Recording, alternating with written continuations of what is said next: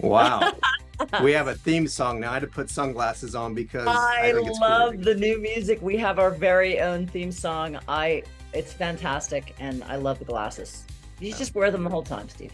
I could wear them, but then I can't see because they're polarized. So everything just becomes, I'll be looking, I can't see it. But hey, Okay, it's I can't April. see half the time anyway, so It's Friday, April 4th. We had another amazing week in identity. We've got a lot to cover this week. And I think that the new music is great for a segue into our first topic, which is the state of Gen AI. This music was created using artificial intelligence technologies, lyrics written by me, but AI created the music. And then you have a here, you've future. got some You have a art. future, Steve. Tell me about this action figure, Maxine Most. So with the cape. super identity superhero week. So you know what's really interesting about this? You kind of showed me something that inspired me to go try to do this. And it was sort of interesting because my experience with using ChatGPT for this is that ChatGPT is like a teenager that only slightly hears what you're saying and sort of listens to you, and you ask them to do the same thing 5 times and they don't quite get it, you know? So the experience I had was I started with this model for text that someone created to feed into ChatGPT, and then I made some modifications. And then it came up with something that I sort of liked, but I wanted to change it. And I said, keep everything the same except for this, and then regenerate it. And it totally ignored me and just regenerated the whole thing.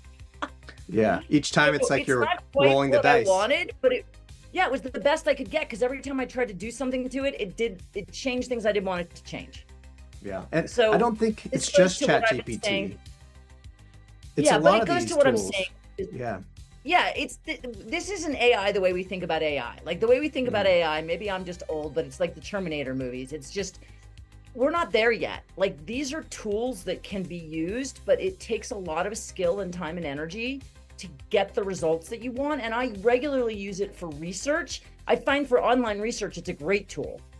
But there are limits, and you know, you could spend more time mucking with AI, whether it's ChatGPT or Perplexity or whatever, to get it to do what you want to do. It could take more time to do that than just go do what you're trying to do. yeah. Well, here's another example. This is the Steve Craig action figure from Leonardo AI, which is a different image creation tool. And I didn't ask for it to have a Uzi and some kind of knife. I said action figure, maybe that's what it thinks of. I asked for a microphone and like a Peak IDV notebook or something, but this is what it did. At least it made me kind of chiseled. That's cool. But yeah, to your point, we have still a ways to go. It has gotten better from just complete hallucination every time you ask for something, but it's not quite the picture perfect you can get by working with a human designer and asking for very specific changes. Yeah, so it's like high school, when I was in high school in the 70s, when people are doing drugs. Basically, you're basically asking a high school student who's using drugs to generate something for you. I guess that's the state of AI today. That's a good analogy. Well, let's go into some more serious topics around deepfake. This was covered in today's Friday update, and that is New Jersey governor signing a bill that criminalizes deepfakes, but specifically if they're used for creating deepfake porn of people or for harassing or bullying. Love to get your take on this. This is one you also sent me this week. Yeah, I think this is super important because this is, I think, particularly directed at protecting children, right? And we've seen this rash of, you know, back to teenagers. It's kind of a theme this week, you know, sort of adolescents having access to these tools. And, you know, back in the day when I was in junior high school, we used to call it junior high school back then, not middle school, you know, people would draw pictures of you. And if they really got, you know, like ambitious, they'd go get time on the mimeograph machine and make copies of it they could spread around, right? And so now these same kids have online tools that allow them to do just about anything, and all their friends' pictures are accessible. And so, you know, this is really important to say, hey, look, we're going to protect, again, particularly our children, from the abuse that can happen from this innovative technology.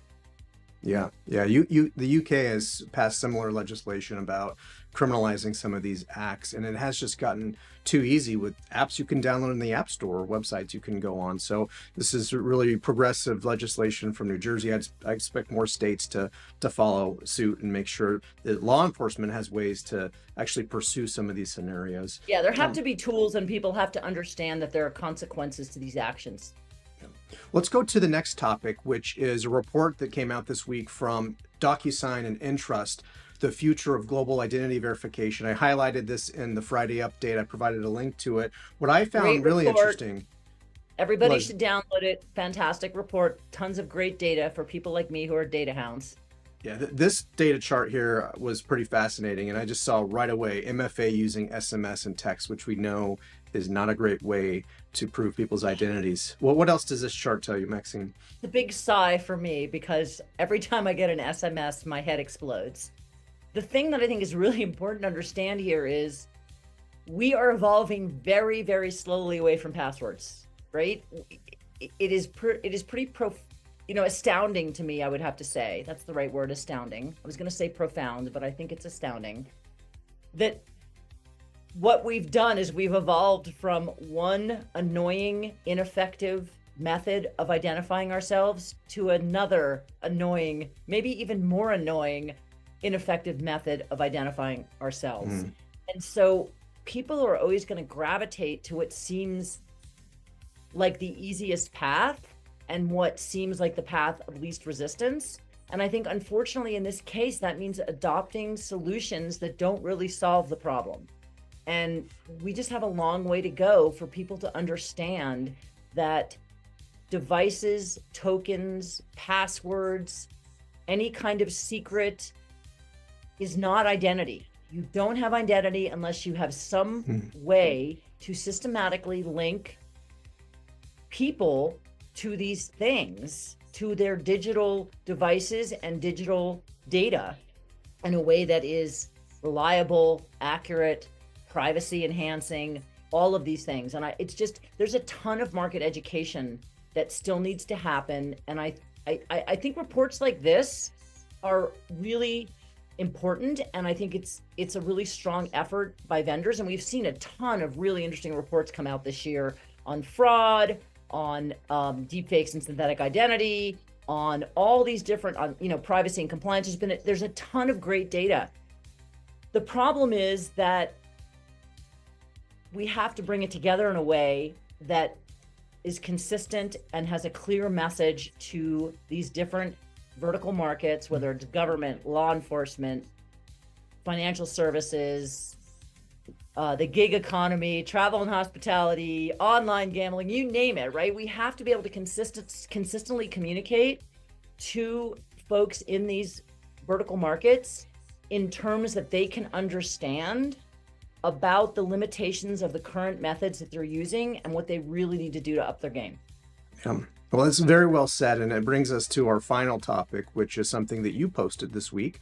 And that is where IDV processes are vulnerable. In the last 90 seconds, it would be great if you could walk through this diagram, the idea behind it. And so it's a lot. And what I want to say is this is a preview of a process diagram that we put together from our upcoming, the PRISM upcoming report on deepfakes and synthetic identity. And the idea here is to try to display the process that is needed for identity verification in a way that makes sense, that isn't too frightening for people in the end user community who are not technology experts, and to point out the locations. It's a little bit hard to see because this is a small image, but we're going to post this in the comments.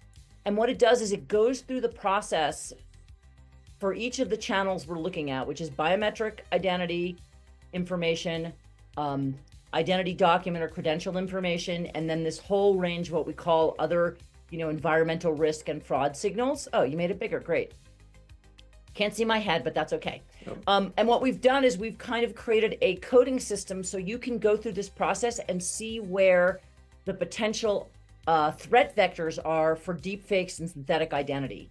There's a lot of talk about deepfakes and synthetic identity, and people tend to glom these things together and they're and I think a lot of what is out in the public assumes a level of knowledge that folks just don't have. So what we're trying to do with this is to break this down in a way that's not too technical, but is still accurate and uses language that normal people can understand to explain what the process looks like and where the threats really are. So then you're empowered as a end user, as a customer, to go talk to the folks that are providing these technology solutions and specifically ask them how they address these problems. So this is about empowering the end user community with tools that will help them make really good decisions about deploying identity technology that will actually help them solve their problems, unlike passwords and SMS.